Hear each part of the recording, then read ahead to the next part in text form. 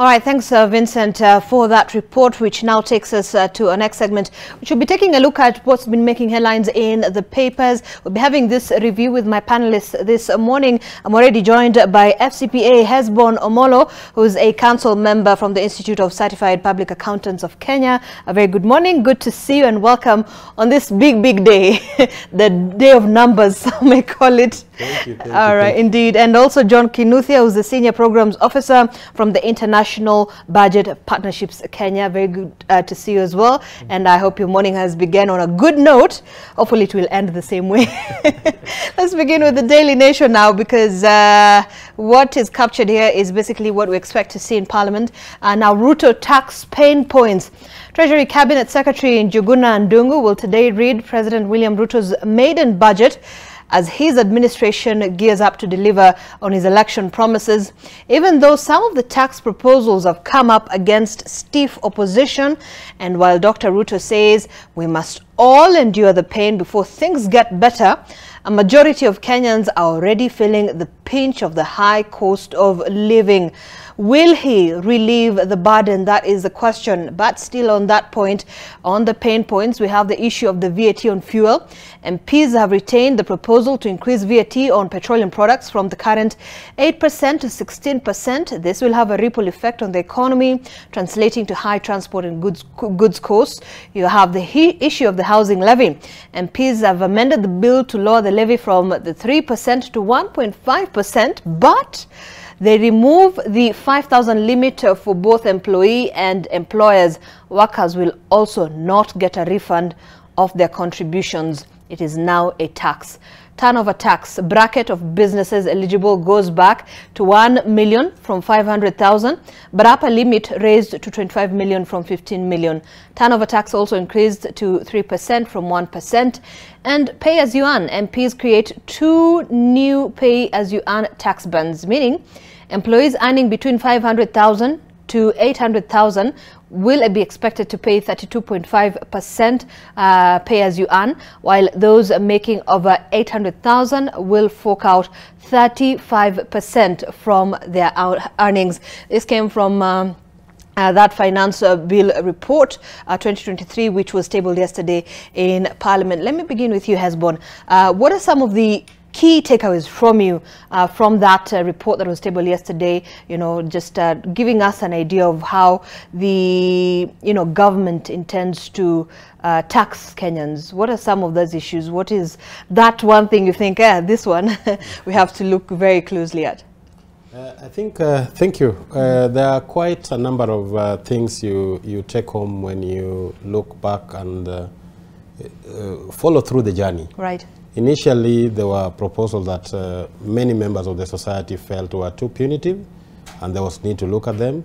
The various interest groups were able to make submissions before the Committee of Parliament, and what we saw yesterday is a clawback on some of the taxes that members felt were bad. And I would pick, for example, the issue of the turnover tax, the expansion of 500 to 1 million, and then the higher band being 25. I think there is something good about it, because it's a final tax. And therefore, if at the business space where you have up to 25 million, you can file within that space, you are able to avoid the ordinary 30% tax that corporations normally pay. And therefore, there is some element of what is good about it. Of course, it has now moved from 1% to 3%, and I think that is maybe a little bit painful compared to where we were. But I think that's a bit of positive. I also look at the LPG gas, which was initially zero rated, was exempt. Now it's moved to zero rate. I think that is good, because then that cost that was being passed to the final consumer is now avoided, because you can claim it as a business person. So I think that is a good aspect you can talk to. Of course, the same has been applied in the pharmaceuticals inputs. So that is a good take-home. And the same as clean cooking energy, that has also been applied in terms of moving it from the exempt to the VAT space. In terms of what may still be a little bit harsh, we have the VAT on fuel, which is retained at 16%. That will still hurt the final consumer. But I get the understanding. There is something that has not been explained around that VAT is that all dealers in the fuel industry have been on a claiming position, because VAT at 8% when they sell, but there are certain aspects of inputs that are at 16%. You pay rent, the VAT is 16%. You pay for all of these other inputs, it's 16%. So then they become perpetual claimers of input VAT. And therefore that then has created a scenario where there is very little tax being collected in that space, despite the 8% VAT being applied. And I think that has been a challenge to government in how to just manage the space. Unfortunately, it's now going to hit the consumers. But I think it's also going to fix that space so that these oil multinationals and the dealers are also able to pay the tax that is required to get into our kitty to finance the budget. Right. Yeah. All right. That's a quick overview of that. John, I want to get your thoughts on the same. What are some of the key points for you when you look at that finance bill that was tabled yesterday? Thanks, and I think it's important also for us to reflect on the process. Correct. Because yesterday's report was a product of a process. Yes, indeed. That we've gone through. I think first of all is to appreciate the fact that, in the very many years that some of us have worked in this space, I don't remember having the level of public dialogue, debate around a public finance issue. And in fact, I was going to say, I mean, you'd be forgiven to think that this is the first time we're tabling a finance bill report. We saw some comments from people asking, I mean, why this year? Why are we having this report this year? Why didn't we see the report over the past years? But really, this is what has been happening. It's just that this time, this has generated quite a conversation and debate among Kenyans. Why is that so, by the way? There's a reason for it. Right. Yeah, fine. So we've had, of course, finance bills over the years. Yeah. But I think there's a context to why this year's finance bill has definitely been very, heavily debated in the public square. I think the first bit also is important for us to remember that we're in a country that is dealing with, as the CS said, perfect storm. But that perfect storm has created a scenario where our poverty rates have also gone up. So the numbers that were released by the Kenya National Bureau of Statistics in the last few weeks show that our poverty rate now is at 38%. In 2015-2016, it was at 36%. So it tells you that you have a population that is at pain in terms of just even being able to make it day by day. So anytime there is a proposal that might affect the little disposable income in my pocket, that creates a lot of attention. So I think that's the first thing which is really important to keep in mind. But the second thing which I think led to the attention we saw on this finance bill is just the sheer amount of money that the government is trying to raise through this finance bill. Because if you look at last year's finance bill in 2022, it was trying to raise about 50 billion shillings. If you look at 5 years before that, it was somewhere in the range of 20 to the 30 billion, category. This particular finance bill, when it was tabled in Parliament, it was trying to raise 289 billion shillings. So that's quite a huge jump. Right. And so when you combine all those things, you're dealing with a population that is, first of all, trying really to put food on the table. And incomes have not necessarily grown that much, over the last maybe 5 years. But here you have a finance bill that is really trying to go after the same population that, as we said, even the poverty rate has really gone up due to the impact of COVID-19 and the challenges that we had with the drought. Right. So all this brings the perfect storm. That means that anytime you bring a conversation up that might affect disposable income, especially at household level, then you get this public attention that we saw. And it's good, and we should appreciate that Kenyans really turned up to the conversation. Because even from the report that was tabled by the committee, they received more than 1,000 written memorandums. Right. But the question, and we'll come back to the question of public participation. It actually featured in the final report that was tabled yesterday in Parliament, because we did see a huge number of objections on some of the clauses within that report. So what really happened there? Because that bill has sailed through the second reading in Parliament, but we'll come back to that in a moment when we get much deeper into the conversation. But also joining us this morning, Bwana Sami Karanja, thank you so much for joining joining us, the CEO from the MSME Alliance of Kenya. Good to see you. Once again, welcome to our studios. Thank you. So a lot has been happening, and also a lot which should be touching on the issue of business people, medium enterprises, small, medium enterprises, just to get your general view of, you know, the finance bill that was tabled yesterday. What are some of the key points for you? Thank you. I think I'm going to just echo what Jonas said. Right. We, as the micro, small, medium enterprises, we're in a very tight corner, in a very tight spot. And when you see the government trying to squeeze the last coin from the businesses, and I think one of the things that the government sold to the electorates is that they're going to have an innovative way of taxation as a cushion micro and small, medium enterprises. Which we are not seeing. We are seeing a very abrasive approach towards that. And so the overview is that the government definitely has to collect taxes. But how are they collecting the taxes? How are they facilitating businesses and individuals to get taxes from them? And I think the government has a role when it comes to cushioning the micro, small, medium enterprises. The other thing that, the overview that I saw is that we tend to politicize what is very key and what is important to the people of Kenya. And many times from both sides, we are politicizing a very serious issue, and we are gambling with the lives of many Kenyans.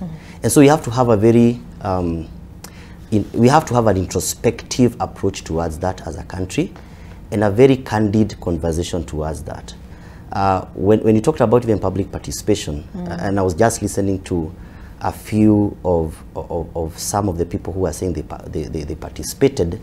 Some of the participation happened in Hilton Garden Inn and other high-end places. Did they go down to the electorates the way when they were getting the votes?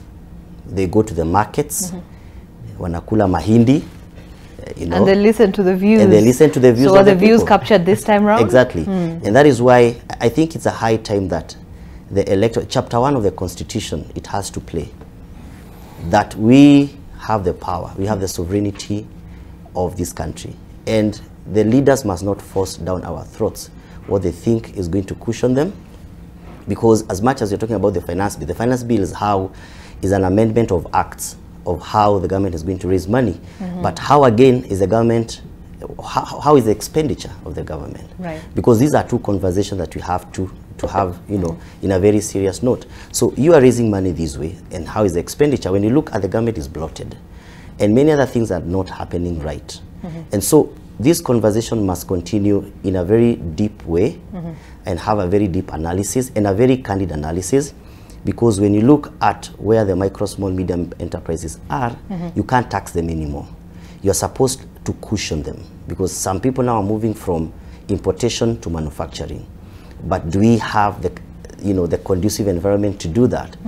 The other day I saw in one of the dailies that some millionaire dollars guys are exiting the economy. Yesterday, in fact, yes, we have more like, you have about 100 millionaires who've now shifted and moved away to what they say is a better, favorable business environment for them over the past 1 year. The projection of 100 more millionaires, what does that mean for the economy? Look at that. All right, and we're going to come back to the issue of expenditure as well, because that's what Kenyans also had to raise. Let's see what else is captured here on the Daily Nation.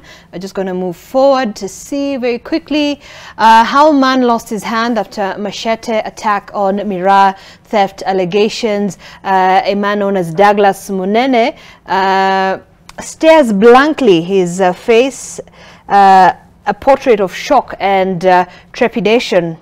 He's just 20-year-old and has been ushered back to his shared hospital bed after wandering off to another ward. He'd been basking in the sun on the lawns of Meru Level 5 Hospital, recovering from a wound after his right hand was chopped off at the wrist with a machete for allegedly stealing miraa from a farm in a village in Meru County. Wow. You can get that report on the second page of the Daily Nation. And let's see what else we have. State will back investors in cheap housing projects. The national government is keen to support investors engaged in the development of affordable and decent housing. Lands Housing and Public Works Cabinet Secretary Zakaria Nyeru has said, and Njeru, I beg your pardon, the CS made the remarks when he toured the 2.4 billion Lifestyle Heights, a housing project in Tatu City in Kiambu County, further saying the mega housing projects like Lifestyle Heights are helping the government bridge the annual housing deficit through decent and affordable housing. Okay, let's see what else we have captured here on the paper. And Malindi mourns ex-Italy Prime Minister who loved the Kenyan coast.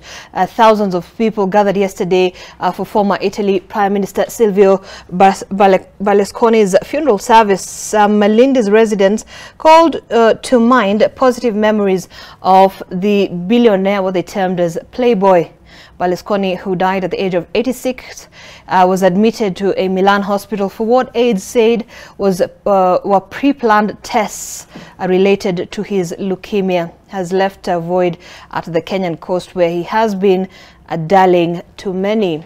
All right. Now, youth have also been urged to donate blood regularly. It's a report there by Stanley Ngotho. You can talk about, you can take a look at that as the world marked the World Blood Donor Day. And youth from Kajiado were also urged to adopt the culture of donating blood to save lives in the country. Now, this is what we'll be setting base for conversation as well. Small traders at risk on a bid to force them into the e-tax system.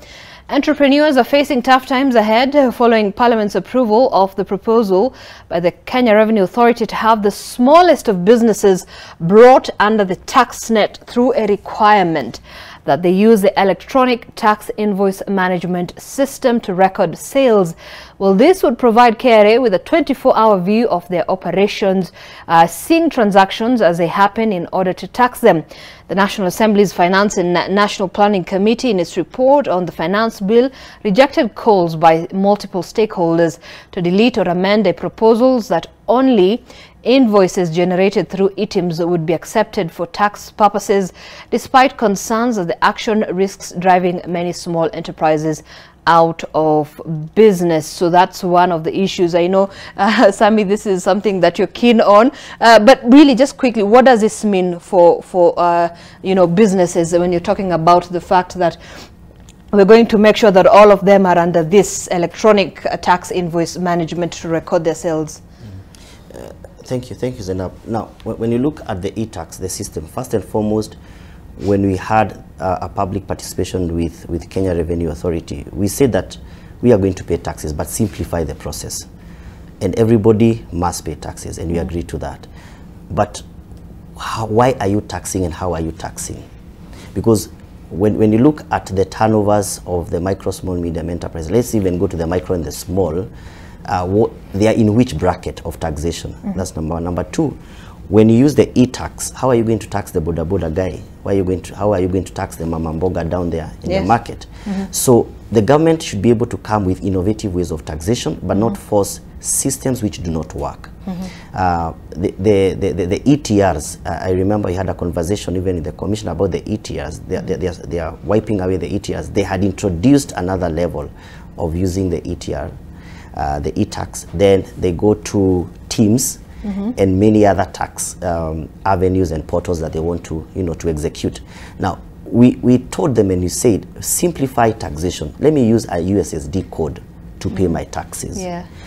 Let it be so simple that, when you want to increase the tax base, the mama mboga down there wants to pay taxes and also get value for their taxes. Let's simplify the processes. But I think the government, number one, does not listen to us, and number two, it's very complicated. The e-tax is very complicated. Number three, you cannot tax a business entity which you have not facilitated as a government. Hawezi kamua ng'ombe ambayo haupatii majani.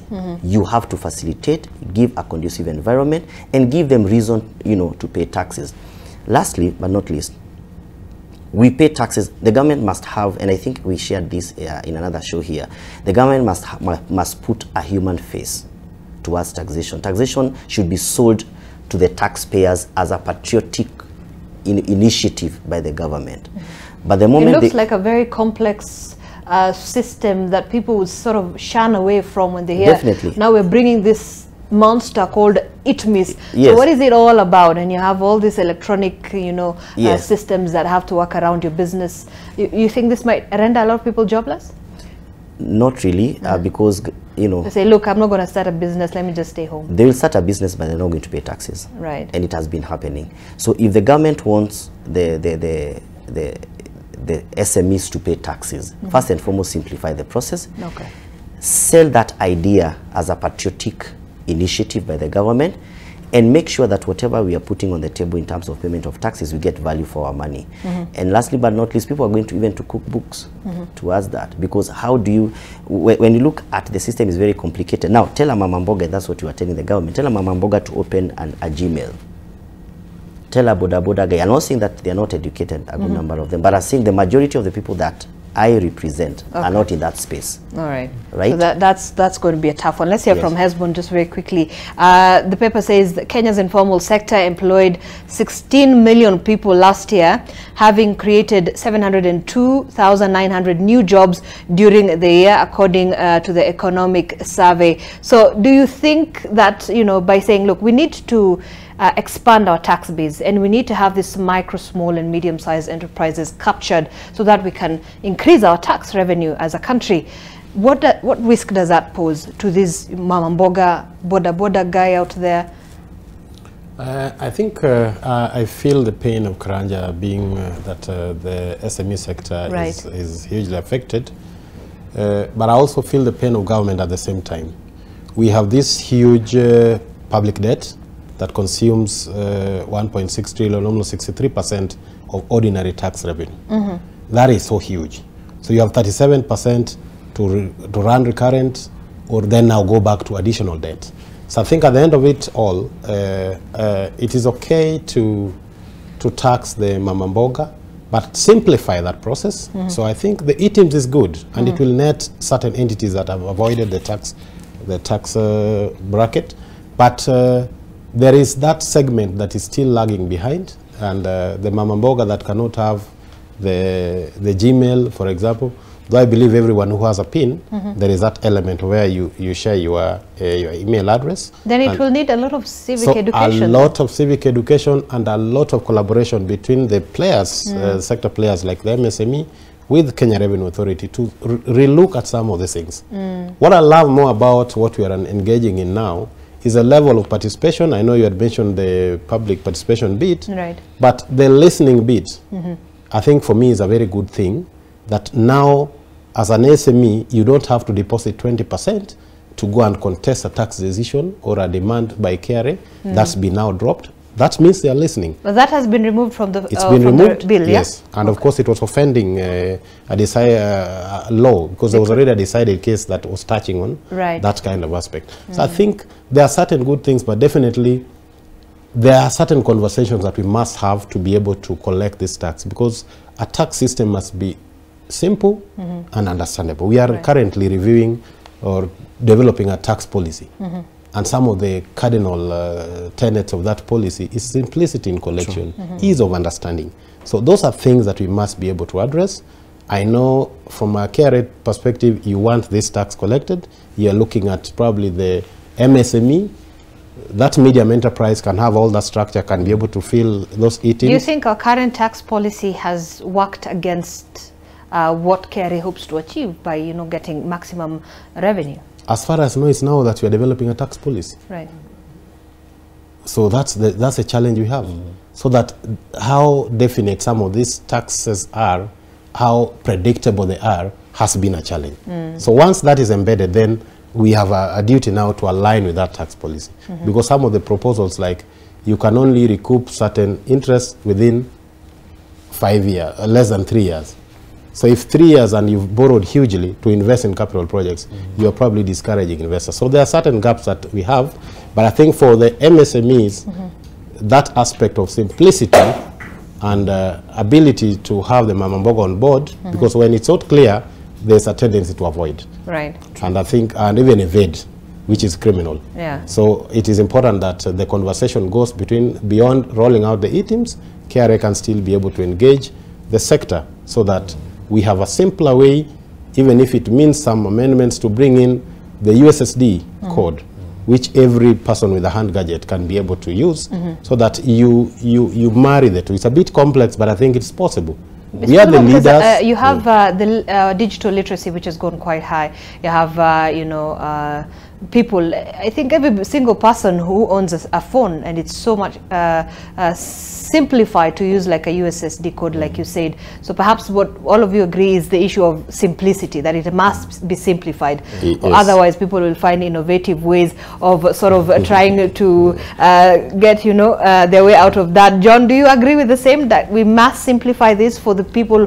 This is a huge, you know, economy. The informal sector is a huge economy, which the government hopes to tap into. So suddenly, things must be done in a different way. The structures must be completely shifted. Yes, I agree. I agree. I think, you know, when you look at the two fundamental objectives of a finance bill, you know, the first one, of course, which is now obvious, is where to collect more revenue from. But the second one, which is really critical, is how to improve the efficiency of the collection of the revenue. And so when you listen to some of the challenges that are coming also from, you know, colleagues in the MSME sector, it's really a question, first of all, of is it possible to be able to do that depending on the kind of informal businesses that are run? But secondly is the cost, right? Because some of these gadgets cost money. So for that small business in my village in Timboroa, you know, is this something that they are able to easily access, be able to buy? For the kind of businesses they run, is that cost effective for them to be able to do? So we have to look at the efficiency side more from a perspective of, number one, the timelines. So you remember there were some adjustments that were trying to be made where some of the taxes had to be remitted within 24 hours. Practically, is that possible? Are you making it easy for the taxpayer or the agent, as they are called, to be able to remit that tax to government within that period of time? Some of them, like the rent that had to be remitted, is 3 days. Now I see that has been changed to 5 days.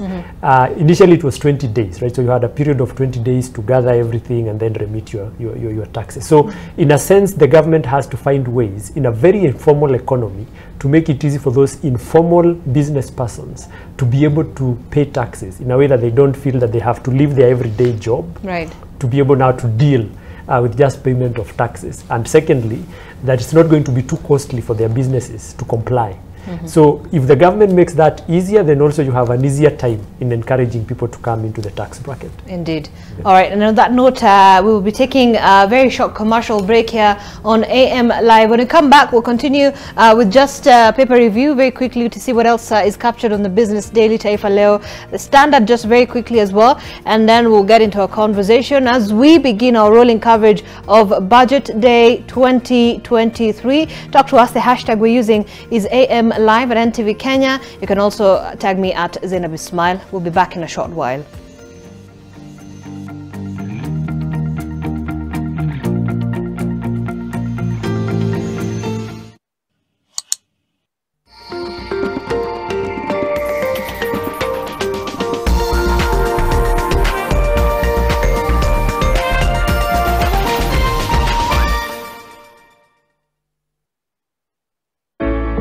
On the 15th of June, Treasury Cabinet Secretary Professor Njuguna Ndung'u will be presenting the Kenya Kwanza government's debut budget. He will be tabling an ambitious 3.6 trillion shillings spending plan on the one hand, and faced with 850 billion shillings worth of debt redemptions on the other hand. Together, this is a staggering 4.5 trillion shillings spending plan.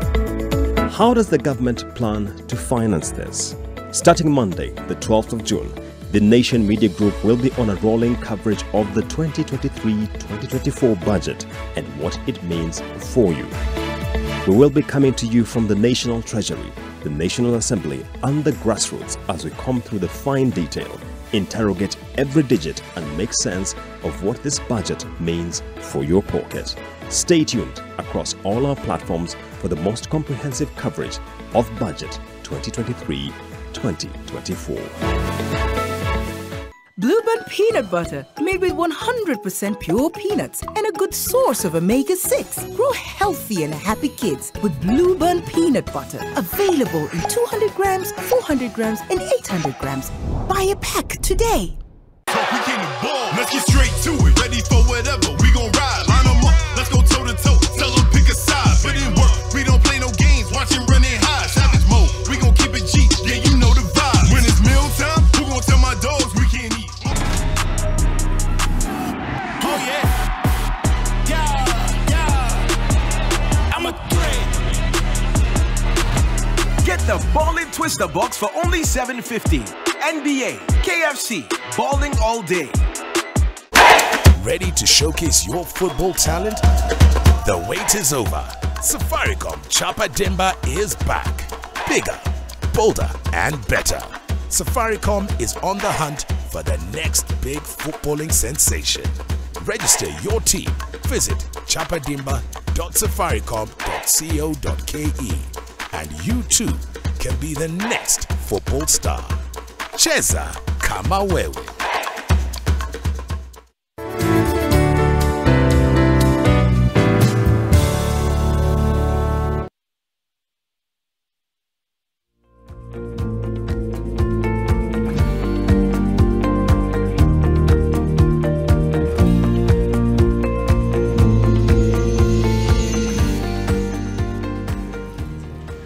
All right, welcome back to our program. You're watching AM Live as we continue to take a look at budget 2023-2024, but also just our newspaper review, which captures more on the same. And we let's move forward to see what else is here.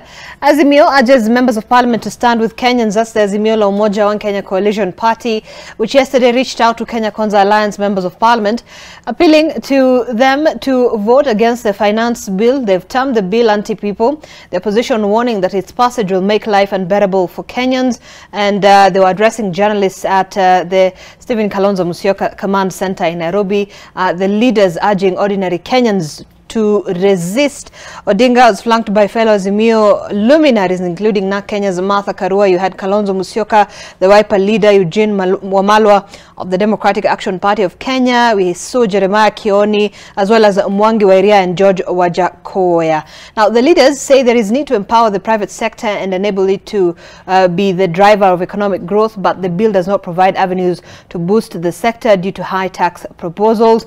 They're now cautioning that the bill proposes to devolve less funds to counties and instead asking for more money for the national government for otherwise devolved functions. They say the country will only function better when the middle class is strengthened, yet the budget proposal will hurt millions of Kenyans.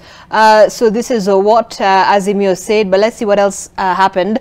They're also mulling a court move as the Ruto side wins a vote on the bill. The Azimio team is considering challenging the controversial financial bill in court and through demonstrations, as Kenya Kwanza won the vote to adopt changes recommended by the Finance and Planning Committee. The vote was called after the opposition rejected the results of the accumulation vote announced by acclamation vote, announced by National Assembly Speaker Moses Wetangula. Before the vote, Kenya Kwanza legislators had pitched for the bill, stressing the importance of the government being able to raise revenue to finance its inaugural budget, while the Azimio MPs faulted the proposed levies, saying that they were punitive. And we saw what happened yesterday. The vote did happen, and there were very strong sentiments that were being fronted by the members of parliament yesterday in Bunge when they were doing the same defending. But also you have Azimio's MPs were saying that this proposal is punitive. Kenya Kwanza strongly defending that particular report. But let me just ask you, gentlemen, very quickly, do you feel like this whole thing has been politics has sort of fogged the entire conversation on the issue of the economy in the country? Let me begin with you, Sami. Do you feel like politicians are taking advantage of this conversation? I think I said that earlier, that we politicize very important issues. We are not narrowing down to the issues themselves, and the politicians are not objective. Actually, what they are doing from both sides, they are looking at loopholes where they can be able to win their people. And I think they are still in that campaign mode, and they're supposed to sit down and work. Because when you politicize a finance bill where it affects the lives of Kenyans, where they are actually coming up with innovative ways, as they are saying, to collect taxes and improve the livelihood of Kenyans. Don't you see perhaps the legitimacy of the opposition who say this is punitive, we will not accept it, it's going to hurt Kenyans, we have to go back to the streets? When you look at the 84 other chapters or articles in the finance bill, not all of them are bad. And so we cannot throw away the finance bill. It's a conversation that you're supposed to narrow down to the issues, not the holistic finance bill. But you see now, when you look at the opposition, they want to throw away the whole finance bill. They should come up with objectives, and they should also come up with issues that they feel they should be addressed in the finance bill. When you look at the opposition, when they are doing their submissions must end at, we need these acts changed, not coming to vote against. And I think we should also narrow down to voting towards specific acts when you're doing the amendments, because we cannot throw away the finance bill. It's a document that has been, it's a live document that keeps on changing in every financial year.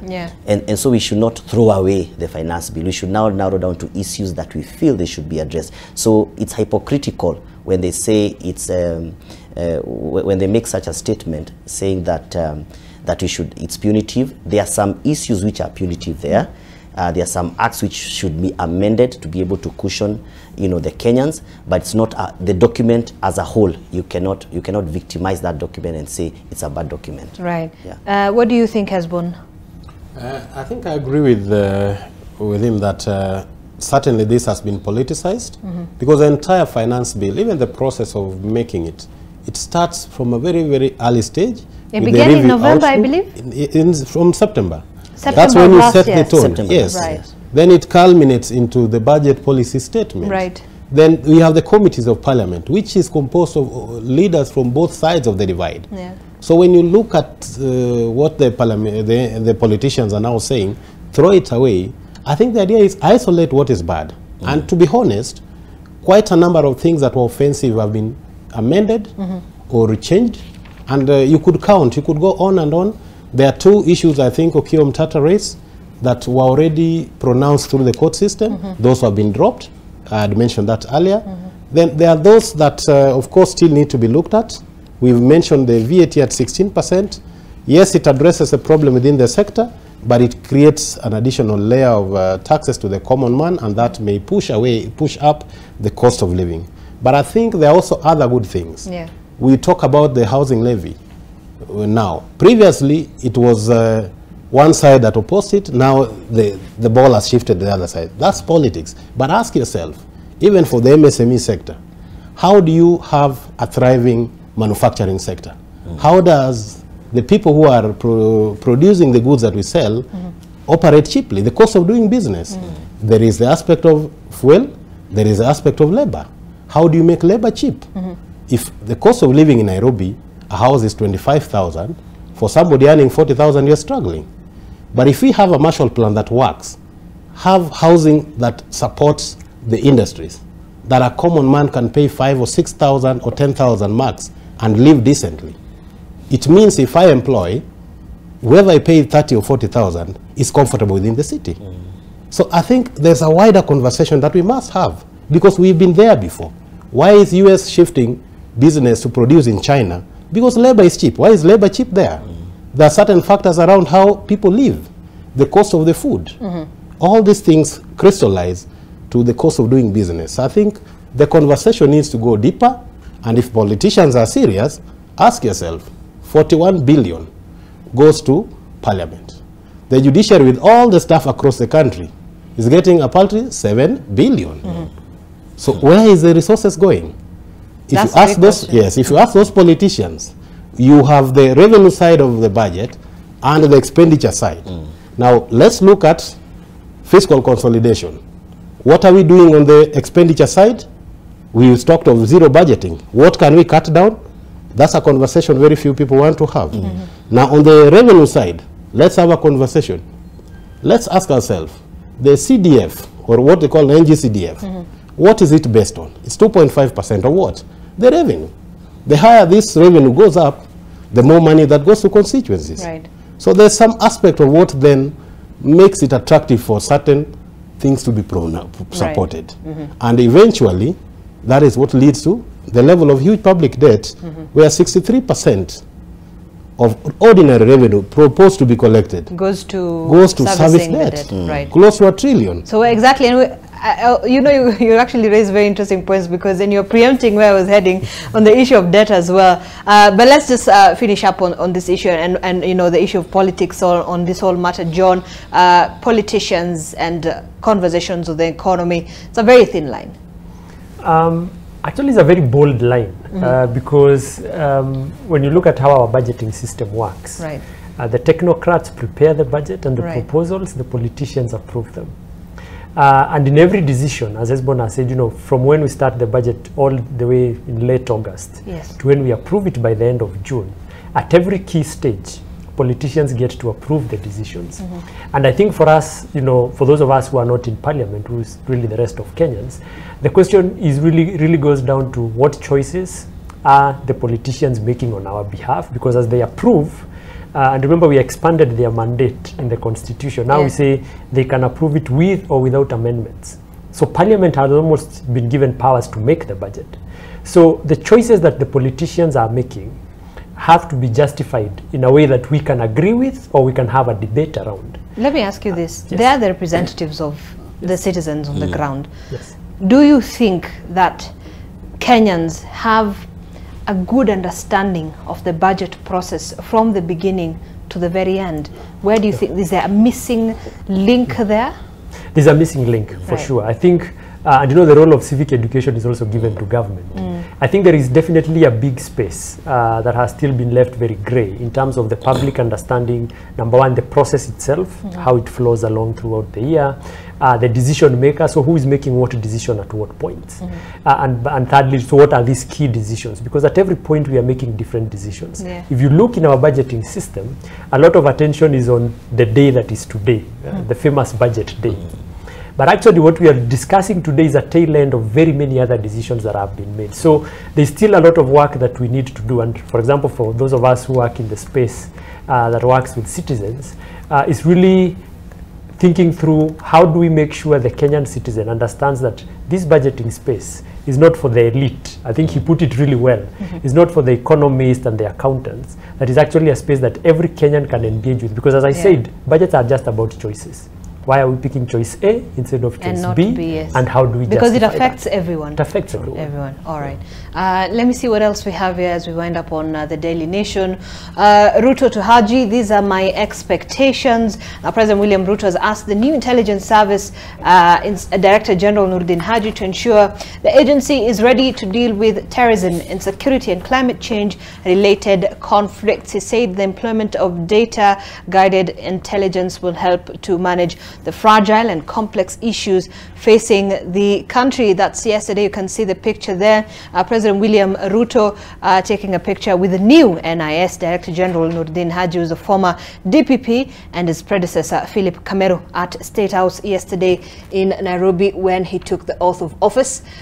Moving forward, what else do we have here? NHIF cancels tender of irregularities after expose. It's a story that was done by Nation, which reported irregularities in the civil servants NYS staff cover tender last week. Well, that has led to the cancellation of a tender over those irregularities. And also dilemma as Mackenzie Church faithful extend fast in custody rescue center. The state is in a quandary following revelations that both victims rescued from Shakahola forest and suspects arrested alongside Pastor Paul Mackenzie are fasting in police custody, and also those within the rescue centers. Yesterday, the court was told that 16 people detained at various police stations in Kilifi County had stopped eating on the 4th of June, raising concerns that police stations may not be the safest place to hold them. Some of those were visibly weak, barely able to stand or walk on their own. Now the state has confirmed that only Mackenzie and Smart Mwakalama have eaten. Interesting. Frederick Karimi and another had to be carried from the police van to the courtroom by guards. Once in the courtroom, Karimi and 4 others had to lay on the floor because they could not sit by themselves because they were that weak. Why? They were following the belief that they could not eat. But ironically, the person who told them to fast was actually eating. That was, it's quite an irony. I mean, it's very weird. Let's see what else. Kindiki Kuria face censure motion for snubbing the Senate. That's Interior Cabinet Secretary Kithure Kindiki and his trade counterpart Moses Kuria facing a censure motion at the Senate after skipping a session with the members of Parliament. So the two CSOs to appear yesterday morning before senators to answer questions, and that is what will be also happening as well on that note in Parliament. I'm going to finish up on the Daily Nation, Business Daily. Budget squeezes salaried workers in bid to lift hustlers. We go back to our conversation, and there's that other question of salaried workers and where they stand in this whole conversation within the budget. Now, you can see the man there. That's Professor Njuguna Ndung'u. This is his first budget. He termed it done in an environment of a perfect storm. He is to read a 3.6 trillion budget statement today. You've seen can get a budget estimates there for the 2023-2024 financial year. 3.599 trillion, that's the size of President William Ruto's first budget. And we'll be getting to that. MP's bar push for an all-powerful KRA. The Finance and National Planning Committee has rejected attempts to create an all-powerful Kenya Revenue Authority by dropping 3 proposals by the Treasury to strengthen the taxman's armor. Also, how Chinese firms registered units to evade 1 billion in taxes. The Kenya Revenue Authority has moved to court to freeze money in 3 bank accounts belonging to several Chinese companies which have allegedly been used to evade tax amounting to more than 1 billion in the last 3 financial years. And microfinanciers hit SME with up to 32% interest rates. Well, microfinance banks are charging small businesses up to 32% interest rates on loans despite insisting on collateral, with the Central Bank of Kenya warning that such high rates will hurt growth of the economy. And also, just still here, Equity snaps up Rwanda Bank in 6.7 million deal. Now Equity Group is set to acquire controlling stake in Rwandan Bank at that's about 6.67 billion Kenya shillings, marking the latest in a series of deals that have seen Kenyan banks nearly double their profitability in the East African region in just a year. And also, as we wind up on the paper, ataokoa ama atanyonga? As a question, ni roho mkononi kwa Kenya. Waziri wa fedha anapoingia bungeni leo alasiri kusoma makadirio ya matumizi ya fedha za serikali. Hofu hiyo inatokana na mswada wa fedha wa 2023 wenye mapendekezo tata ya kuongezea mizigo wa ushuru, wakati huu ambapo wanakeketwa na makali ya kupanda kwa gharama ya maisha. And that's still all on what we expect to see happening today before Parliament, as the Cabinet Secretary takes his budget before the National Assembly. Let's get here, Hesbon. So, you know, budget squeezes salaried workers in bid to lift hustlers. Now, you have salaried workers who feel like now the pinch is on them, that they are now going to take the bulk of the heat from this budget. I mean, from the, expected, revenue that is expected from them. You have the housing levy, first of all, which you've been told, now, this is not a levy anymore. It's actually a tax. You have Dennis Itumbi, I'm going to get that tweet right now, said, yeah, in fact, we confirm it's a tax and it's non-refundable. So you're going to still pay that 1.5%. Salaried workers feel like this is unfair for them, despite, the pay as you earn is still that. Do you feel like it's an unfavorable condition for those who earn through a salary? I think overall, if you look at the way the tax bands are, the introduction of the 32.5%, the 35% higher bracket, right, and of course the elimination over the last 2 years of the tax band of 15, 20, that generally means that other than those who earn very little, who probably don't get taxed, the middle income earners then shoulder the bigger burden of pay as you earn. So I feel their pain. In fact, if it was my wish, I would have still stuck with the original housing levy as it was, because now it's going to cost the employees more. But I think probably it's how because it was. the employers have now been exempted from this tax. Yes. Now it's only the employees who will have to get the deduction of 1.5%. Yes, and I'm saying it's going to cost the employees more, and at the end of it all, it's a tax. It is a tax. That now dips more into their take-home than previously, where it was shared. But I think what we've lost in that conversation around housing levy, and as it gets levied on the employees, right, is that the grand idea of having affordable housing that everybody can plug into, so that the people at the bottom of the pyramid can access cheap, affordable housing that is decent, is more or less now a burden that I'm not sure how it's going to be effectively implemented, but I think it's more now a tax. Probably it can still be achieved, but of course the burden is now not shared across the board. So we've let the MSMEs to a large extent off and let it with the employees, and I think this is something that we need to rally around as an entire nation, so that all these 47 governors have housing that can propel developments and investment in those regions. Now that is now left to the employees to lift alone. Of course, ultimately it's from the pay they're paid by the employers. So of course there will be issues around how do we adjust the salaries to be able to effect that. But it's a But there's going to be a ripple impact on yes, this. The ripple effect, now, right. yes, the ripple effect would be then that if my take home as a middle income earner goes down, probably the other things I would engage in, the black tax that I'm probably supporting goes down. So it's unfortunate, but I think at some point we have to then make a choice. And I think we are getting to a point where the real import of housing for the low income was getting lost. So in a way, I feel the pain of the middle income earners, but I think I also understand that we have to do certain things as part of the bottom-up economic agenda that lifts and addresses the cost of housing, which is too high across the country. And the fact is, the private sector, yes, they provide what they provide, which should be the main facilitators, but it can't be able to support the low-income earners. Yeah.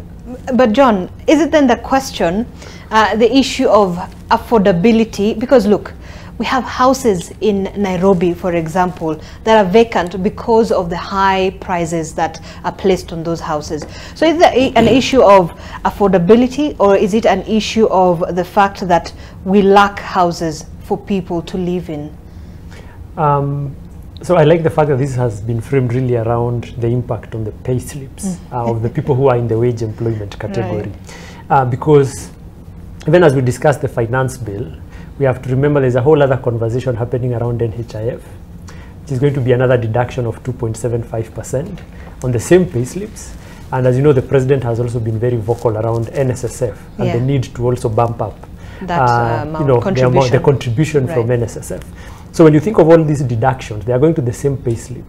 And this pay slip, and I like what Hesbon has said, is because it's going to really affect especially that mid-tier of people who earn somewhere, because our average monthly income is somewhere in the range of what, 40,000-50,000 shillings a month. But when you think about the justifications for these deductions, remember our wages, over the last couple of years have not really gone up. So really what government is going for is a scenario where people's pay slips have not necessarily gone up, almost in the range of what the government is trying to deduct from the pay slips. And even when you come just to the housing conversation, the big question around this whole discussion has been, what is the problem we are trying to solve? Right. Right? What is the justification for trying to solve the problem we perceive we have? The biggest selling point of this housing conversation has been that we have very few mortgages in this country. In fact, the number that has been used has been the 30,000 number, that we only have 30,000 mortgages in the country, and so that is an indication of the fact that we have very few people pursuing the dream of owning a house. But I think in Kenya we don't run so much on mortgages. You want to see the true picture, look at SACCOs. Yes. Because 6.4 million Kenyans are in SACCOs. And of those 6.4 million Kenyans, the loan portfolio is over 600 billion shillings. If you look at the latest report from SASRA, which is the regulatory body for SACCOs, the proportion of that debt, of that loan that goes to purchase of houses and land, basically people who have taken loans for property, is at 27%. So of this big group, there's about 180 something billion shillings in loans of Kenyans who, in their different capacities within these circles, are actually pursuing the dream to own a home. So it brings you back to the question of, is it really a housing problem or is it an income problem? And it looks like the challenge you are dealing with, because even when you look at ownership, and I like that it's actually indicated in the dailies today, if you look at the ownership, right, in the rural areas, over 80% of Kenyans owns the homes they live in. But the quality of those homes is a discussion to have. If you look at urban areas, that's at about 20%. But again, if you think of the culture of Kenyans, is I've come to Nairobi to work, but home is in the village, right? So again, there's a nuance there. So in all this discussion, I think there is value in saying, number one, there are Kenyans who live in very indignified, homes. That is, we are all in agreement around that. But the question is, do we need to help people make better incomes so that they can own homes in whatever mechanisms, whether through mortgages, whether through SACCOs, and then we can have the discussion again about the quality of the homes themselves. So it seems we have a bigger income problem, which is something that I think for me is what the government really should be thinking about. Because in terms of Kenyans just trying to own homes, for me, SACCOs are the best indication of the effort that Kenyans are making to already own homes. The mortgages number, I think, is a bit of the half the story, not even half, maybe a quarter of the story. Right. Yeah. Sammy, your thoughts? Yes. I think John has spelled it very well. When you look at the conversation, does the government want to raise money as an ordinary revenue stream, or do they really want to help Kenyans? You know, that conversation must be very... the justification, it goes back to that question. Justification of it, because when you look at the president, he was put to task to explain, is it a tax or a levy? And so as early as last night, it became a tax. The conversation changed. So I think when they went down to getting public participation and different views from different people, they found that it's very unpopular. And they were hiding under the levy, but not the taxation. And so it questions the integrity of the government to push in that agenda of the housing. And as John has alluded to, 80% of households in the rural areas, they own homes.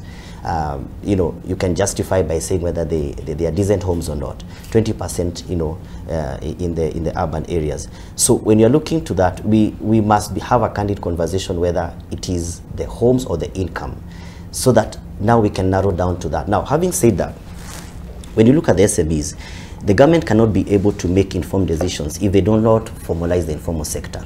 And that is why there's no data. The government does not have any data. When you look at Kenya Bureau of Statistics, they are saying 16 million people are employed in the SME. It's a huge leap from what we have known to 7 to 14 million. Now it's 16 million, with creating about 720,000 jobs in the last financial year. That means is the largest employment portal. Okay. And so when you look at that, the government must be able now, again, to narrow down to this sector and see how are we going to improve this sector, the revenue and the income of the people who are in this sector, so that they can be able even to have affordable homes. Ideally, the government is taking a role that is supposed to be taken by the private sector. The government is doing business, because how does the government now come down and narrow down even to the people who are going to supply materials to build these low-costing houses? The government works under public-private partnerships, whereby if they need to privatize, come up with agreements of developers, then the government gives land, a developer comes in, they get into that agreement, and they bring and they build affordable homes. So by formalizing the informal sector, that is one of the ways the government can be able to build that. And lastly but not least, once you formalize the informal sector, you're going to have data. And that data will tell you exactly where the SMEs are at. And you can be able to tax the SMEs. When you look at now the salaried workers, they are being squeezed. You see, when you're saying that you're increasing the tax base, what are you increasing? Are they sectoral based taxation or individual based taxations? So you see now, when you're talking about salaried workers, they're narrowing down to an individual, myself, John Hesbon, yourself, being taxed. When you're looking at sectoral, if, for example, if you go to the online guys, they are being taxed. So if you want to tax, have innovative ways of collection of that tax by getting the right data, and by allowing the SMEs to move from the informal way of thinking to a formalized way of thinking. And how are you going to migrate to that?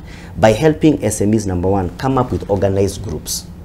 You see, like even the dispensing of, let's say, the fund that the government brings, the Hustler Fund and all those funds which have been in previous regimes. How do you dispense that money? That money is dispensed by the government to individuals or to entities, and that money is lost. Why? Because there's no follow-up. There are no structures and systems that are able to look into how that money is going to be paid back. But you can only do that when you have an organized way of doing it. And so we, as MSME Alliance of Kenya, we have conversation with the government and telling the government, look at what Mishuki did to the Matatu sector. They said, I'm not going to be dealing with an individual person. I'm going to be dealing with a circle. Why can't we do the same, have the same initiative or approach to that and say, as SMEs, form association or alliances or form associations, and we are going to recognize you as an association. If it's the Boda Association of Kenya. Which already are there. The associations are already there. But you see now these associations which are there are very few. They just represent a few. You see, it's mandatory for the matatus to be in circles. Is it mandatory for SMEs to be in an organized group? And I remember the last time we had I saw a conversation with the CS of Trade. He said that each and every business person must register with Kenya Chamber of Commerce and pay 50,000 shillings. Something that will not work. Something that is not unrealistic. Not viable? It's not viable at all, because how will you tell Mama Mboga to pay 50,000 shillings? What is the value of the 50,000 shillings? What are they getting from it?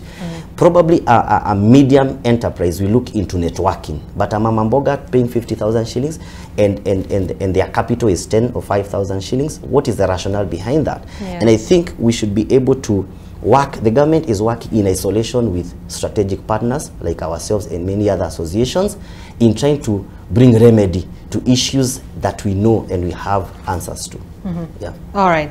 And I think I want us to head to something that Hesbon, you had mentioned, and it's quite a big issue for us as a country. As we look at the budget, we're looking at our finance bill and the appropriations bill, which will be in Parliament, and just trying to gauge the two and if whether there's a match there. But then this big conversation on our debt. We are on a debt treadmill right now as a country. It's something that is hitting us all hard. You talked about 63% of our ordinary taxes going into servicing our debt, which is quite a huge amount. That's about 63 shillings for every 100 shillings we're getting as a Kenyan. That's madness. So let me ask you this. Are we going to be able to service our debt and also be able to sustain the current government expenditure with the way things are going right now? Yeah, I think I would take the conversation back a bit and look at the manifesto for the Kenya Kwanza. And if you look at what they had over a 5-year period, was a fiscal consolidation strategy that would gradually reduce the deficit that we have every budget year. Of course, looking at the current deficit, so much has to be borrowed to be able to finance this budget. The debt service costs continue to go up, and we also continue to increase our revenue projections. And so is our expenditure. So I think a lot more needs to be done, and a honest conversation must be held, like I'd said earlier, on both ends. The budget has two components. There's the revenue side and the expenditure side. Unless we plug the expansion of the expenditure side, cut out some waste along the process, and of course there is data before that shows that there's so much we can be able to cut down in terms of what our expenditures are. But it requires real, honest, zero-based budgeting. Relook at every process within government. What is it that you can cut down? So that we don't just regurgitate the same thing. Figures keep going up. Sometimes they're not justified. And you've seen the control of budget mentioning how certain budgets are executed with an intention to trigger Article 223. So I think those are the things that once we clean out, then the pressure on the revenue side is halted, or you are able now to plan better so that you don't have to go through an ambitious project of raising additional revenue to be able to finance that. But I had said that there are certain silent triggers to the rise on the revenue side that makes you not look at the expenditure side. One of these triggers is a subject people avoid. The CDF allocation is a percentage of our revenues. So if I'm the lawmaker and this revenue side going up is beneficial to me because I have an interest in how the NGCDF is managed, I will get a big allocation. Right. So I will be more inclined towards the increasing the revenue. Increasing the revenue. And that's a conversation you ask all the members of parliament, including those who are saying reject. They will be amiable to that. So I think that's the first issue we need to be able to address, because these are the people who make decisions. So if they have an incentive to make a decision in a certain way, they will go that way. And once you do that, how do you address the expenditure side? Because this has to balance with it. So definitely, you will not countenance the discussion around the expenditure. So it's like putting the cart before the horse. Let's discuss the expenditure side first. Agree that what is the optimal cost of running government, both national and county. Do you think our spending plan is practical? Is it? I think there is evidence to show that we can cut down on our expenditure by some percentage, and that releases the pressure on the revenue side, and therefore some of the proposals we are now hurting the middle income earners through pay can be cut down. So I think it's a whole conversation that starts with, where do you draw the ceiling? If you draw the ceiling through the expenditure side, then now you work on the income side, knowing there are certain things we have to take care of. I think that is where it begins. It's more or less like what we are now having, the pending bills with counties. You ask yourself, how does it begin? It starts very simply. We have a budget and expenditure that is so high that consumes all the revenues. Now we want to balance the 70-30 rule. And therefore, you use the ordinary revenue to fill the gap when you know you're not going to raise those revenues. The same thing, why would you have a 3.6 or 3.9 trillion budget when you're only raising 2.5? You have to borrow $1 trillion, right, and you are servicing a debt. Which isn't practical. It is not practical. Right. So when you are in a hole, stop digging. So let's ask ourselves, we are in this hole, hey, how do we get out of it? Right. The CS say this is a perfect storm, but it is not a sudden storm. Yes, it may be a perfect storm, we can get out of it, right, but it's not a sudden storm. So we must be able to relook at the expenditure side of things, claw back a bit. If we can get or nudge off some 300 billion or thereabout out of that expenditure side, then you have a reprieve on the revenue side. We may not do anything between now and then and the next budget, but I think it's a conversation that you start having at the start of the budget cycle. When you do give that outlook in late August, September, right, what is the outlook for the next financial year? What is the expected growth of GDP? Now, looking at that, you know what to expect. And then, of course, there are issues my colleague talked about around efficiency in collection. If you're doing about 15% of GDP as taxes, the question is that the best we can do? We've done 18% before, very well. If we were to move that, what are the drivers of this? And this GDP, there's another conversation. The economy is growing at that level. Which sectors are growing? Who are the beneficiaries of this GDP growth? Because it doesn't make sense. If we're in this position and we're being told that the economy is growing, why isn't it translating into more cash into our pockets? There is a sad question, which unfortunately, that's how capitalism works. But ask yourself, the 1.6 trillion debt service, part of it is external, part of it is domestic. Who are the beneficiaries of the domestic? Is there mama mboga there? Very few. So unless even in the borrowing cycle of our government through the Treasury and the Central Bank, we bring in the mama mboga that can lend government as well. You saw the 15% interest on the bills now. If the mama mboga can put in 10,000, if the lowest denomination is 50,000, if we were to take it down a little bit, then probably the holders of treasury bills and bonds would include a mama mboga. Right. So I think that is how you have that inclusion. But when it's that high, then it's either middle income earner to the very, very elites, that probably people who run the commercial banks, people who run the insurance firms, the big corporates that are able to put in big money, then they are the beneficiaries. And at the end of the day, when the financial reports are read, when banks announce their profits, majority of profits made by financial institutions is from lending government. The MSME where my colleague serves is now starved of cash. So when you talk about this growth, that GDP, you're asking who is benefiting. You can see where the growth is. The growth could be in a sector that doesn't plow into the very bottom of the economy, and therefore, to spur that growth, we need to relook at how this GDP is spread. And I think the data from KNBS can be able to help and guide in how we're able to address. But the public debt issue is something that can only be solved through fiscal consolidation. So we must look at the revenue side and the expenditure side. There's no two way about it. There's no two way. Fiscal consolidation. We're talking about a 9.6 trillion debt. I mean, a national debt. John, when you're looking at that, I remember yesterday I had a conversation here with Bwana Jimmy Wanjigi, who has ideas of, you know, where we are in terms of our economy, especially on the debt issue. And he says, look, we can't get ourselves out of this hole. So you know what? I think the government should go and declare this an odious debt. Okay, I don't know what your thoughts on that are. But anyway, fiscal consolidation, do you agree with that? Yes, and this is not new language, right? So we've been on this language for the last maybe 4 or 5 years. But why are we not seeing a difference? We keep talking about fiscal consolidation, but every successive government seem to be really taking a different route to that.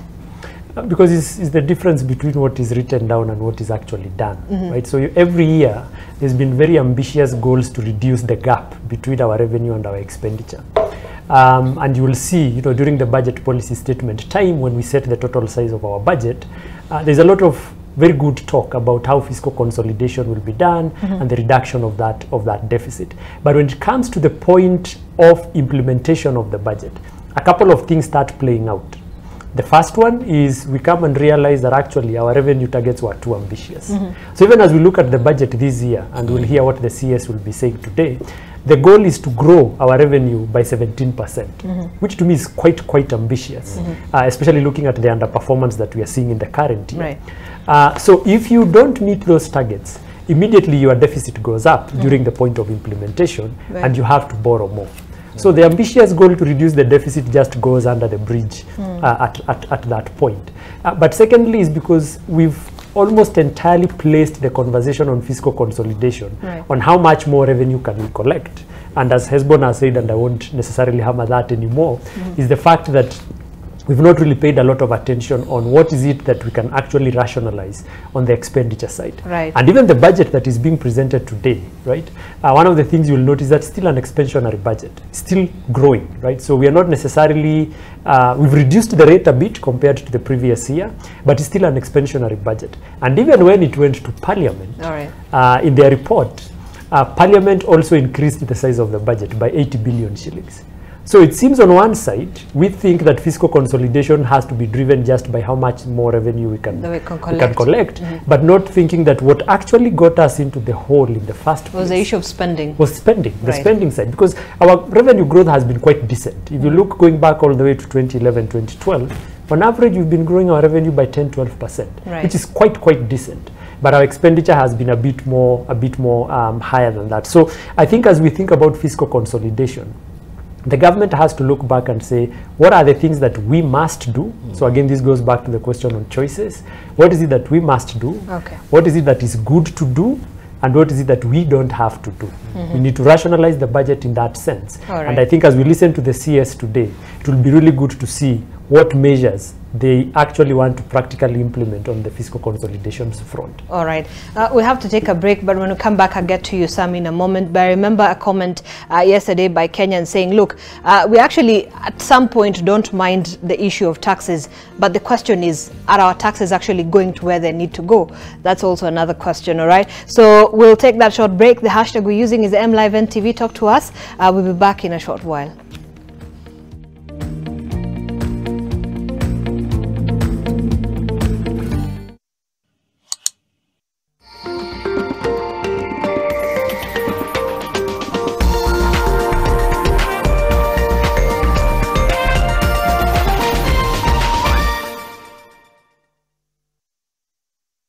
Dad, what made you decide to become a doctor?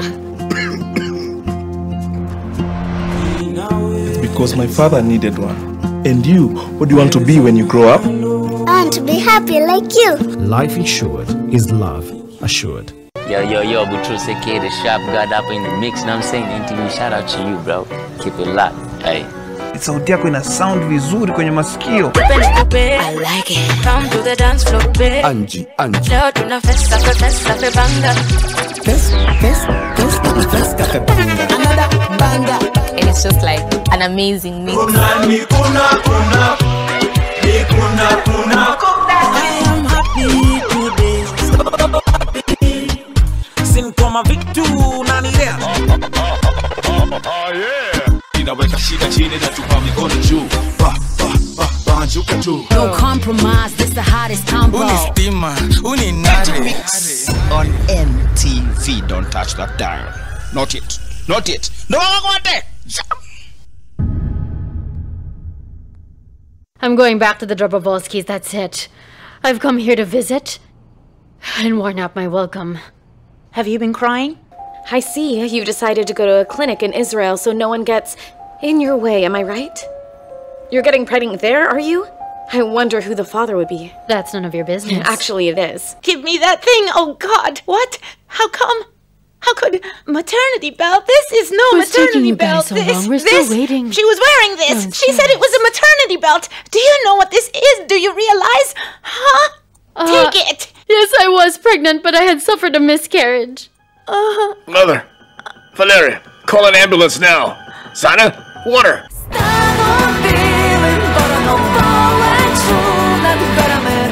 2 out of 3 Kenyan parents felt that they don't spend enough quality time with their kids. You can help change this by giving a generous voice to Storytime. Visit our library of homegrown audio stories at cadbury.africa and make Storytime sweeter.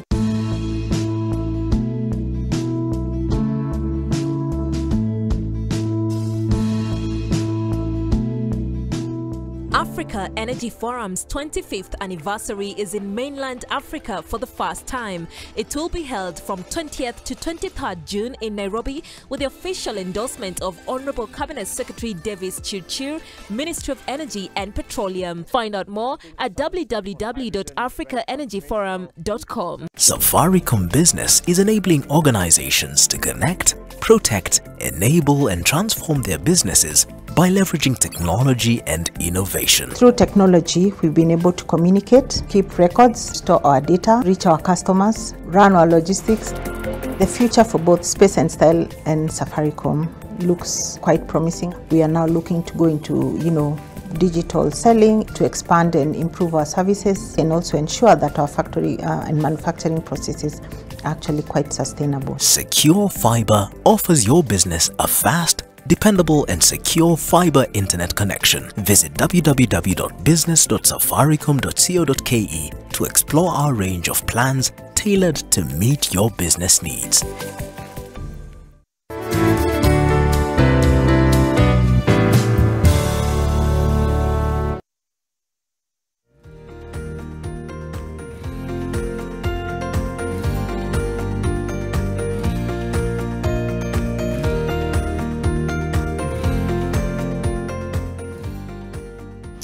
All right, and welcome back to our program as we wind up on our first episode here of Budget 2023-2024 coverage before we continue on the next segment. However, we are still on the issue of budget, trying to take a look at our debt situation in the country at this point, of course, ahead of that tabling of the budget estimates by the Treasury Cabinet Secretary, Professor Njuguna Ndung'u. And Sami, as we take a look at the issue of debt, we're talking about that huge debt burden that we're facing as a country. When we talk about fiscal consolidation, is that the only aspect that we need to look at when we want to ensure that we at least manage this particular debt? Because there's issues of austerity. When you look at the Star newspaper on the front page, it's a report by the Control of Budget that talks about how State House spent 8.5 million daily on hospitality. And what is the number here? They're saying, let me get that, recurrent spending within the first 9 months. State House spent global spend on 886 billion, domestic travel 9.3 billion, you have foreign travel 4.6, and you can get the full report there. This is quite a huge number when we're looking at the fact that we're already in an extremely tight spot, but this isn't austerity, the austerity that we're talking about. done justice to that conversation. The government is hypocritical when it says that it's a hustler nation government. Because when you look at the fiscal consolidation, ideally you have avenues of collection of taxes or collection of revenue, and you also, as John has said and Hesbon, the other side, there's also the expenditure.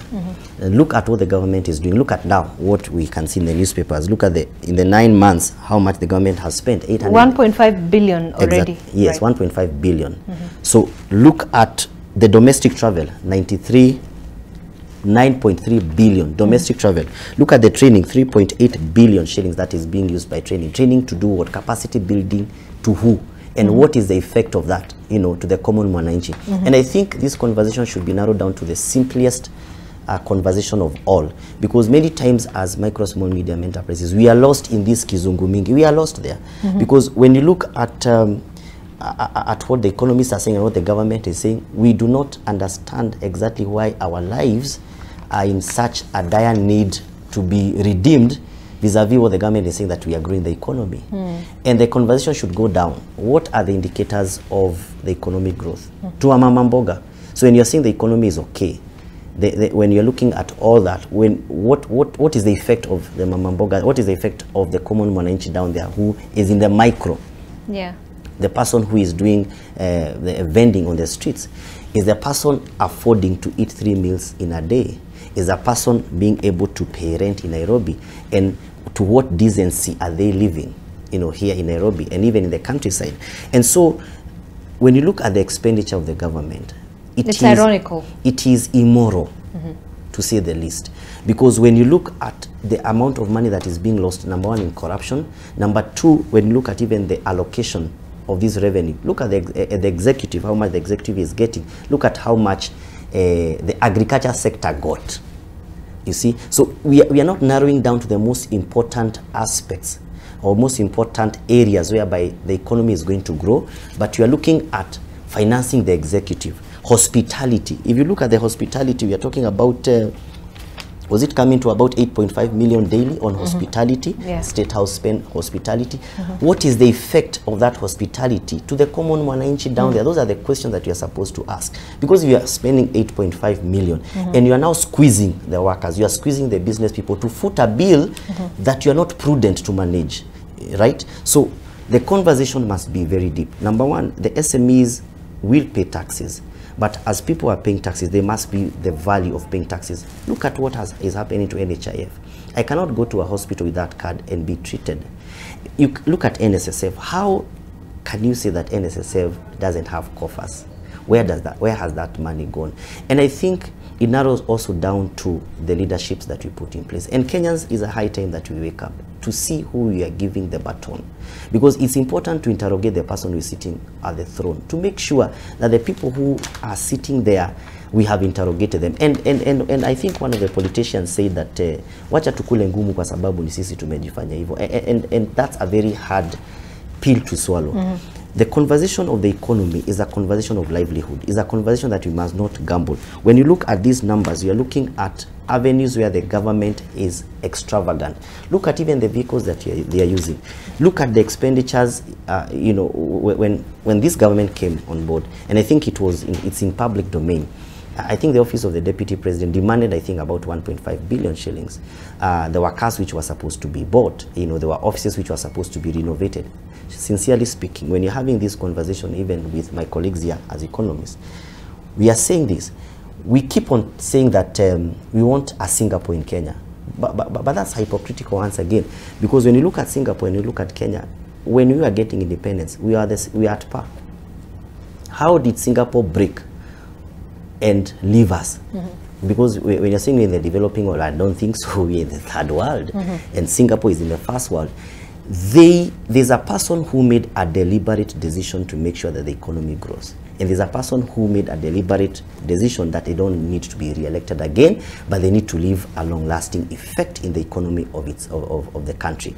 So we were at par. Today, it's like heaven and earth. Why? Because the government must be prudent with the amount of money that they are given. Because, you see, the people that we elect there, it's like they own, and basically, because it was said in the media, public domain, the deputy president said, you know, the issue of the shareholding, right? So ideally, it's run as a private entity, and it's very sad because we have given you that mandate. We are the employers, and as we are employing you, and you are asking us for taxes, we also need to narrow down to what are you spending this money on, and how is it affecting me? NHIF is ideally not supposed to pay for your bed, because ideally you're told you can only pay for your bed when you're admitted. It's supposed to be an in and out patient. I'm supposed to go there and get drugs. I'm supposed to go there and get my testings done. But we must be very candid. The leaders that we put there, because we may have a conversation all through the money, we may have a conversation all through you know, what is spent and what is being the revenue allocation, but it also narrows down to who have we given that mandate as the citizenry of this country to manage our finances. Right. Because the integrity and the character of that individual, and it's not an individual, now I'm putting it as an individual, but that entity, because it's the government, the integrity of that entity, if the integrity is wanting, the fidelity of making sure that our finances are prudently managed, it's lost. All right. And that is why we must narrow down to the leadership of this country, because regardless of, Hezbollah has said, how do we have an allocation? How do we have, and let me give you an example. Probably maybe your salary is about, an example, 200,000, and your expenditure is 1 million. So how this deficit of 800,000, how are you going to close in the gap? And that's how the government is behaving. The amount of money that we are collecting and the debts that we are paying out there. Look at the local debts and look at the international debts. The local debts is more expensive than international, you know, debt. And the government is competing with us as SMEs. They are competing with us to even get loans here. Ideally, there's what they call the overnight borrowing. So if the government comes and gives a better rate to a commercial bank, Sami Karanja goes to that same commercial bank and wants a loan. So who will the commercial bank gravitate towards? Is the government, because they are paying well. It's a low risk entity. Karanja is a high risk entity. He doesn't have any collateral, or even the collateral that he has cannot be able to justify where he's supposed to get this money. And ideally, I need a small portion of my money to kickstart probably an employment avenue where I'm going to have 5 or 10 people in my company. So it becomes very hostile. It becomes very hostile. Right. And the integrity of the people that you put in power determines the integrity and the fidelity and the prudence of our finances. All right. And Hezbollah, when you're looking at that, I mean, Sami did touch on that issue of our domestic debt burden compared to, you know, our external debt burden. And, you know, it's quite heavy because the government still has to pay a huge amount of money due to the big interest that is demanded from our domestic, you know, the domestic debt that we owe to the banks, perhaps, and the financial institutions. So where that mismatch, what does it mean for the economy? I think it's a bit unsettling, the situation we are in, because if you have 9.6 trillion debt, half of it is domestic, and the other half is external. And when it comes to the cost, and even now, if you look at the 1.6 trillion debt service cost, close to 800 billion is interest. But 70% of that almost 600 billion plus, is domestic interest. Just interest on its own, right? So you are borrowing the same amount. For one, you are paying 600 billion as interest. For the other, you are paying 180 billion as interest. So if you were to do straight comparison, you are paying in excess of 400 billion more to borrow domestically a year, based on the current position. It may make sense in a way because there are other factors. For example, the risk to exchange rate fluctuation is not there with the local debt. Right. With external debt, it's there. Because it's a bit risky. Because, we borrow in dollars externally. So largely that, with the weakened Kenya shillings, that debt goes up. Right. But I think the bigger conversation is what is the ideal debt mix for the country? For me, I would urge the government to really look at that bit. Probably focus more on bilateral and funding from borrowing from external entities. That is much safer, but you don't just stop there. You go to the next level and stabilize the currency. How do we stabilize the Kenya shillings?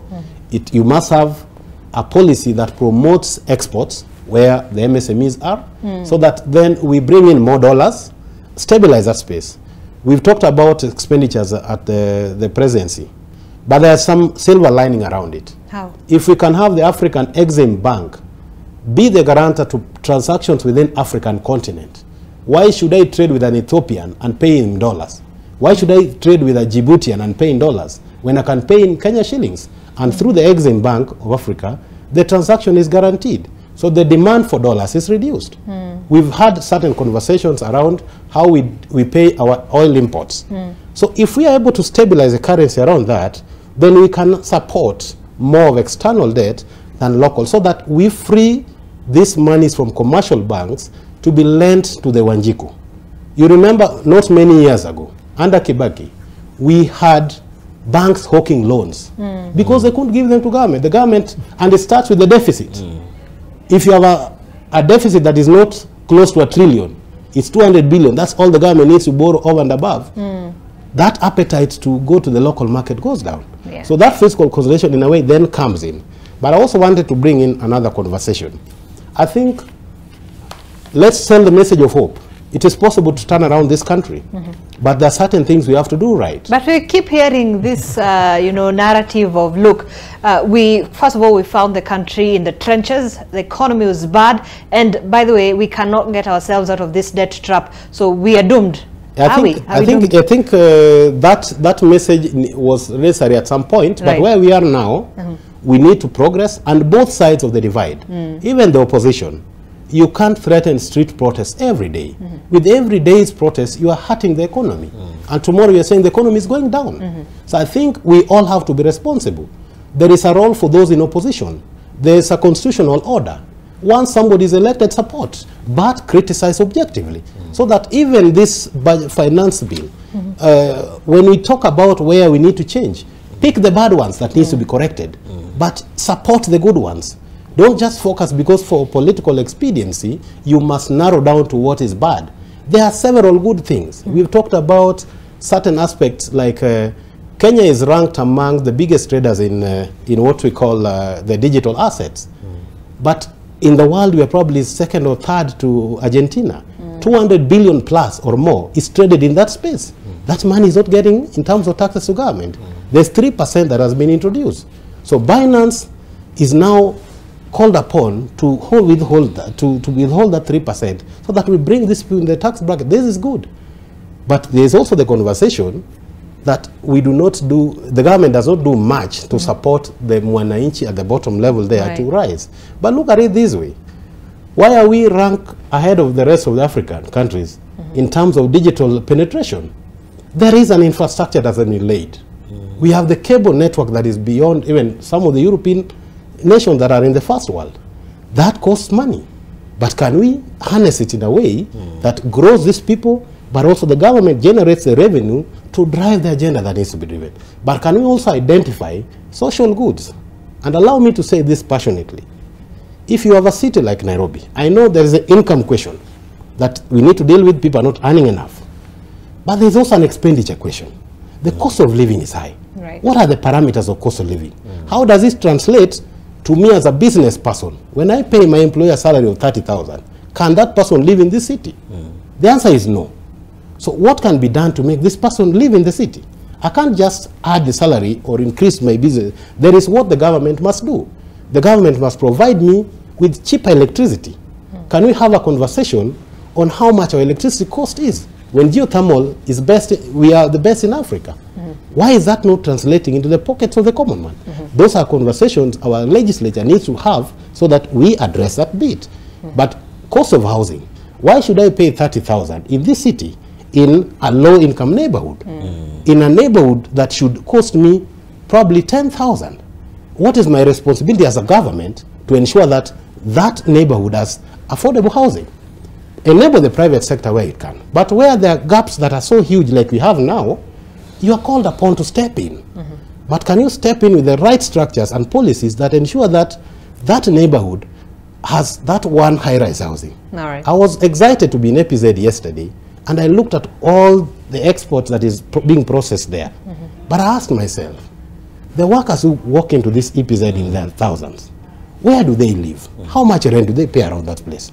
If you took one of these affordable housing, put it up there, there's that guarantee, there's a rent of 10,000.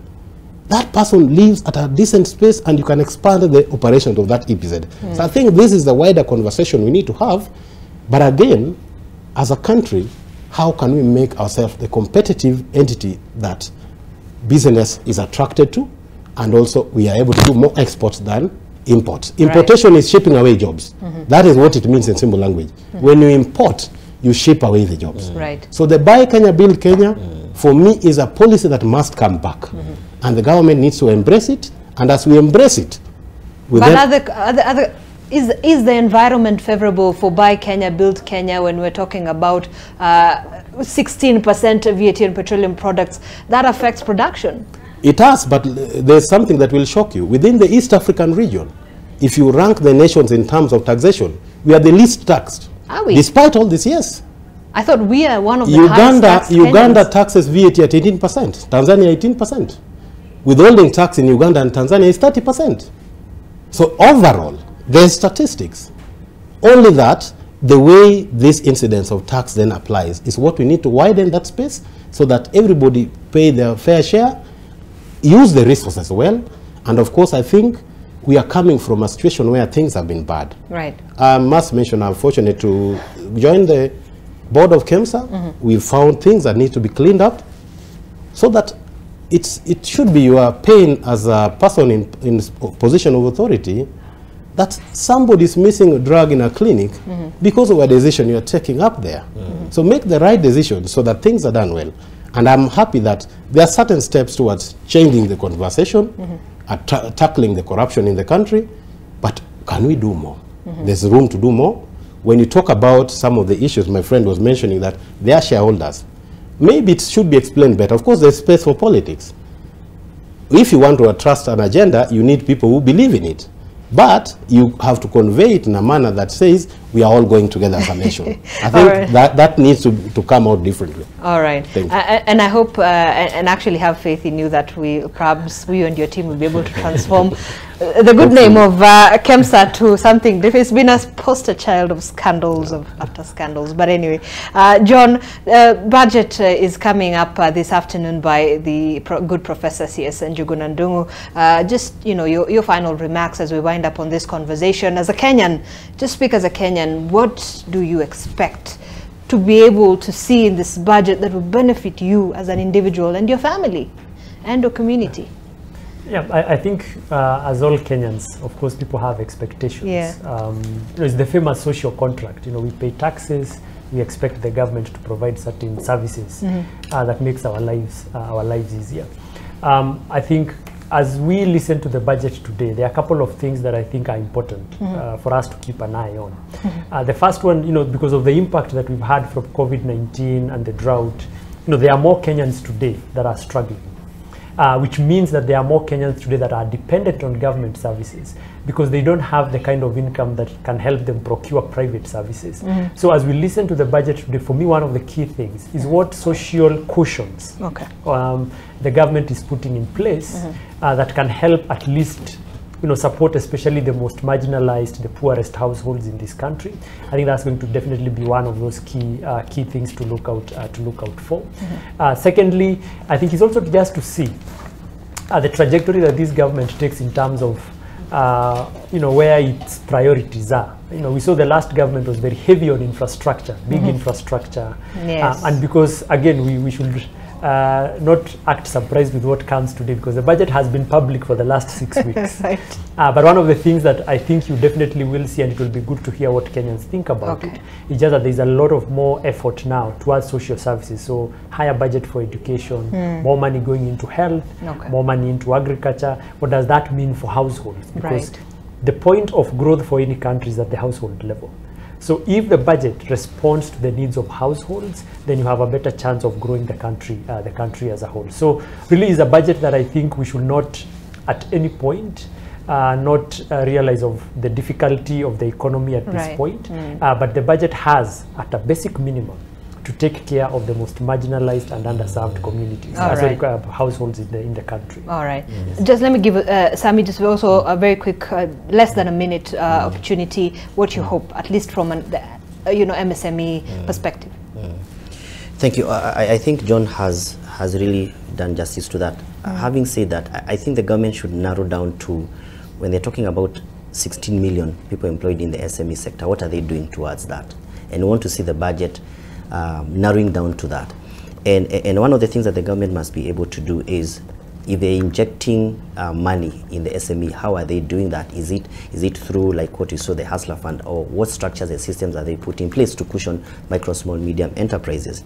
The other thing is, I want the government, and I want to see the government being able to cushion and also to facilitate what we call the cottage industries. And as Hesbon has said, we cannot grow the economy of this country through taxation. We must do it through production. Okay. And the production part of it is make sure that we have a conducive environment. All right. The power costs goes down, and we are able to produce, because the moment we import money, we cannot grow the economy. We have to export something so that we can have that international trade and the dollars coming in the economy. All right, fantastic. And also Hesbon, also less than a minute opportunity as we wind up. I think a lot has been said, my colleagues here.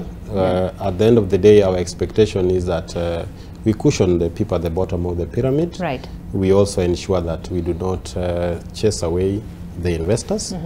We need to have a tax policy to guide us going forward. But more importantly, we need to ensure that fiscal consolidation continues to be implemented. The good tax policies, I think, tax proposals, we can continue to support. The ones that need to be relooked at, there's always an opportunity next time to relook at them. But I think let's support the agenda of the government so that we are able to collectively pull together out of this. But let's have dialogue and conversations across board so that the nation pulls together. I think we are coming out of COVID. We've had a lot of challenges. But I think my last suggestion is that to put money in the pockets of Wanjiku, we need to relook at how we borrow as a government. Okay. Do more external so that we trigger the private sector to thrive. All right. Yeah. All right. Thank you so much. Appreciate it. Hesbon Omolo, Council Member from the Institute of Certified Public Accountants of Kenya. John Kinuthia, who is the Senior Programs Officer from the International Budget Partnerships Kenya. Thank you so much. And Sami Karanja, who is the CEO from the MSME Alliance of Kenya. Thank you so much, gentlemen, for coming in this morning. We hopefully will be keeping a very close eye on Professor Njuguna Ndung'u as he presents the Kenya Kwanza's maiden budget before Parliament this afternoon, amid a soaring cost of living, but also a keen eye on the welfare of the common mwananchi. They say the bottom up, so we will be keen on trying to analyze how that budget will be read, and of course to see the impact of it on the economy in overall. But thank you, gentlemen, for that. My name is Zainab Ismail. We continue with this rolling coverage of budget 2023-2024. Winnie Lubembe shall be taking over in just a couple of minutes, and at 9 a.m. we fully begin our coverage with our business editor Julian Amboko, who will be taking us through the entire day's events. Well, this is where we end up on AM Live. Have yourself a good day.